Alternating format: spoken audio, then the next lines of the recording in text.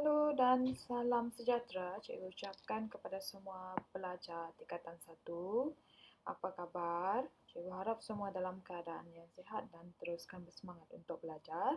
Jadi hari ini kita akan meneruskan lagi PTPR kita dengan tajuk Unit 4 Hidup Beragama atau Berkepercayaan Membawa Berkat. Jadi pelajar boleh rujuk buku teks muka surat 35 untuk melihat ataupun meneliti tentang topik-topik ini.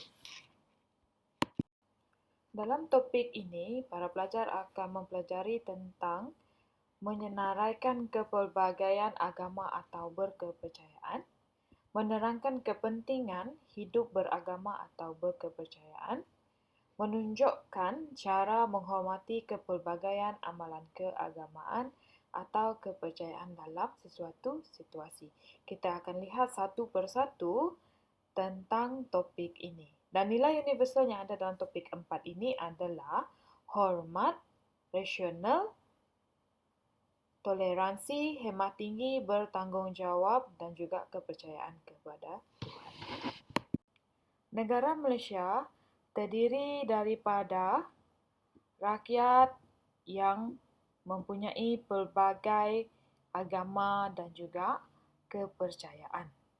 Berikut merupakan contoh ajaran agama ataupun kepercayaan rakyat Malaysia. Yang pertama, agama Islam, agama Hindu, agama Buddha, ajaran Tao, Kristian, Sikh dan juga Kino Rohingyan. Ini adalah beberapa contoh agama ataupun kepercayaan rakyat Malaysia. Kita akan lihat satu persatu tentang kepercayaan dan juga agama ini di slide yang seterusnya. Terdapat kepelbagaian agama dan juga kepercayaan. Okay, kita lihat satu persatu. Yang pertama adalah agama Islam, di mana penganut agama Islam solat 5 kali sehari dan juga berpuasa pada bulan Ramadan. Jadi kamu boleh rujuk buku teks muka surat 36. Jadi kamu boleh lihat dekat situ penerangan yang diberikan oleh Syahrin tentang agama Islam. Seterusnya, gambar rajah yang kedua ini adalah tempat beribadat bagi penganut agama Hindu. Mereka bersemayang di kuil. Seterusnya ialah penganut agama Sikh bersemayang di Gurdwara. Kemudian, penganut agama Buddha pula bersemayang di Wat dan melakukan upacara meditasi. Seterusnya, agama Kristian bersemayang di gereja dan juga menyambut perayaan Christmas. Jadi kamu boleh rujuk muka surat 37 sehinggalah 38 untuk kepelbagaian agama ataupun penerangan tentang setiap amalan bagi berbagai kaum ini. Seterusnya tentang kepercayaan. Okay, yang pertama adalah masyarakat Kadazan Dusun iaitu pribumi Sabah mengadakan pesta keamatan dan meraihkan upacara Magavau bagi menghormati semangat padi. Iaitu kita boleh katakan di mana ada segelintir daripada masyarakat pribumi Sabah ini masih lagi percaya tentang Kino Rohingyan. Kamu boleh rujuk muka surat 38 iaitu Margaret Kupong mengatakan dalam buku teks kamu Margaret Kupong mengatakan saya berketurunan Kadazan. Kami percaya kepada Kino Rohingyan iaitu Tuhan kami yang dapat menghalang pengaruh kuasa gaib seperti syaitan. Setiap tahun kami akan mengadakan pesta keamatan. Kami juga mengadakan upacara Magavau iaitu upacara kesyukuran bagi menghormati masyarakat padi. Jadi kamu boleh rujuk buku teks untuk membaca yang dikatakan oleh Margaret Kupong ini dalam buku teks kamu muka surat 38. Seterusnya, kaum pribumi Sarawak pula akan menyambut Hari Gawai Dayak Itu sama juga untuk selepas sahaja upacara ataupun pesta menuai padi, akan diadakan salah satu pesta iaitu menyambut Hari Gawai. Kemudian, nombor 3, orang asli Senai juga percaya tentang kewujudan kuasa gaib seperti kuasa ngenang iaitu Tuhan, kuasa nyanik iaitu syaitan. Mereka percaya setiap keburukan ataupun juga kebaikan yang dilakukan oleh manusia ada balasannya. Sekiranya kita berbuat baik, maknanya kita akan dibalas baik. Sekiranya kita berbuat jahat kepada orang lain, ada juga balasannya. Jadi perayaan yang disambut mereka juga ialah Hari Menuai Padi. Kita teruskan kelas. Bagaimana cara kita menghormati amalan keagamaan ini? Yang pertama, tidak mengejek amalan keagamaan atau kepercayaan orang lain. Yang kedua, tidak berbuat bising semasa rakan bersembahyang. Tidak makan ataupun minum di hadapan rakan yang berpuasa. Contohnya rakan kamu yang beragama Islam nanti akan berpuasa, jangan pula kamu sengaja tunjuk makanan kepada mereka dan memberi mereka makanan. Sedangkan kamu tahu mereka sedang berpuasa. Jadi, salah satu cara kamu untuk menghormati rakan kamu yang berpuasa, jangan makan di hadapan mereka ataupun jangan offer makanan kamu itu ataupun air minum kamu itu kepada rakan kamu. Kita juga tidak boleh mengejek amalan kepercayaan ataupun amalan keagamaan orang lain. Contohnya, kita bercerita buruk tentang agama orang lain. Dan kita katakan agama kita lebih baik. Jadi kita tak boleh berbuat sedemikian. Itu adalah salah satu cara kita tidak menghormati kalau kita mengejek. Sekiranya kita saling menghormati antara satu sama lain, itu merupakan cara yang baik untuk sesama kita. Apa pentingnya hidup beragama atau berkepercayaan ini? Jadi dekat sini yang pertama adalah akan membentuk kita menjadi insan yang berakhlak mulia, mendekatkan diri kita dengan Tuhan, kita boleh mencapai kebahagiaan ataupun kesejahteraan dalam hidup. Seterusnya ialah dapat membezakan perkara yang baik dan juga buruk. Contohnya, sekiranya kita mempunyai nilai keagamaan yang sangat baik ataupun kita mengamalkan kepercayaan, jadi kita tidak akan melakukan sesuatu perbuatan yang tidak baik. Kita akan sentiasa diberkati oleh Tuhan, segala masalah kita ada jalan penyelesaiannya, kita akan sentiasa hidup tenang dan kita tidak akan merasa bahawa kita melakukan sesuatu perkara itu merupakan beban kepada kita.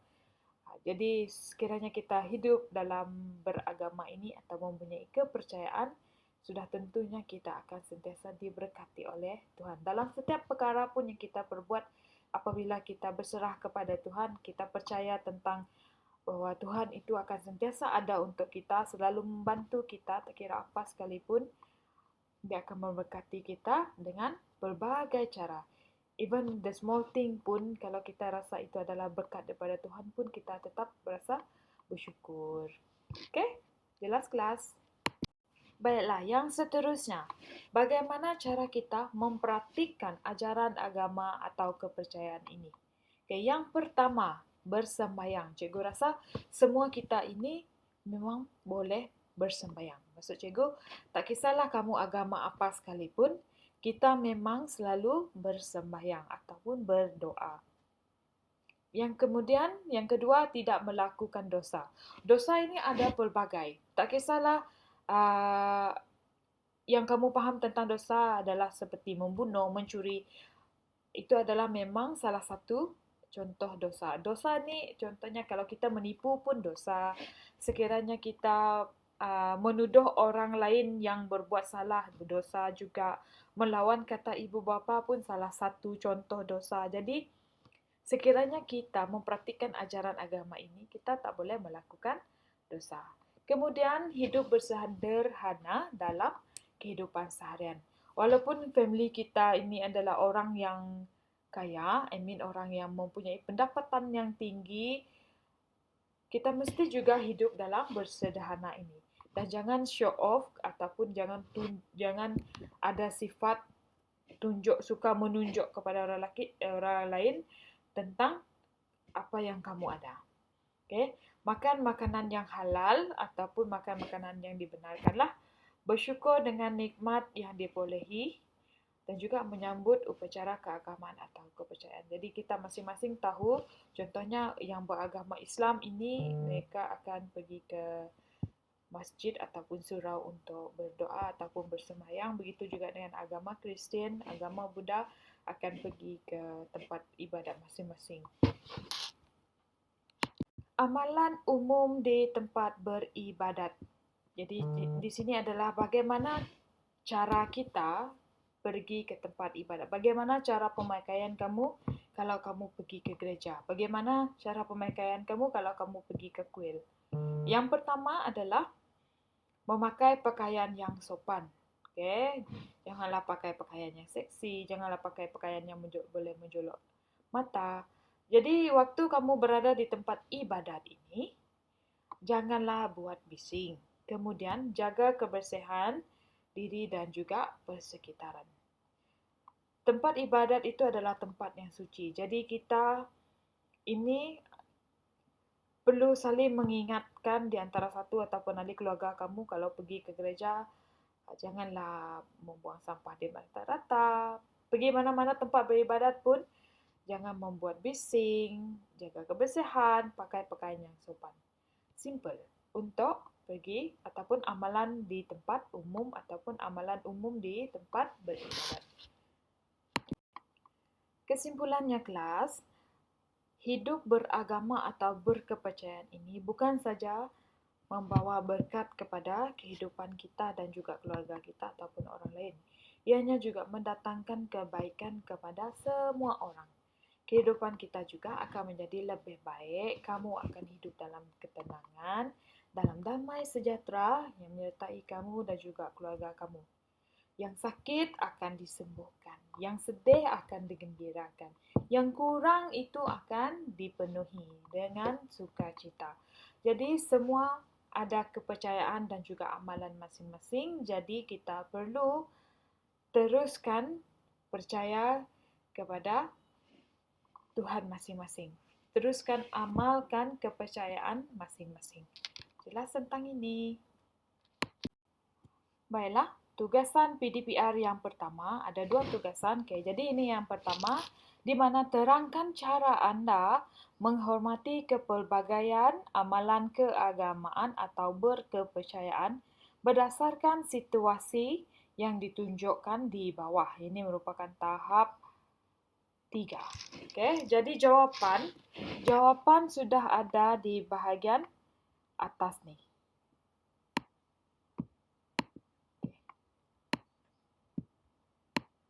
Kamu perlu pilih ataupun masukkan jawapan yang dah disenaraikan ini dalam situasi-situasi yang telah dinyatakan ini. Boleh buat? Seperti biasa, salin dalam buku pendidikan moral kamu. Seterusnya, tugasan yang kedua, lengkapkan cara mempraktikkan hidup beragama atau berkepercayaan dengan pilihan jawapan yang sesuai.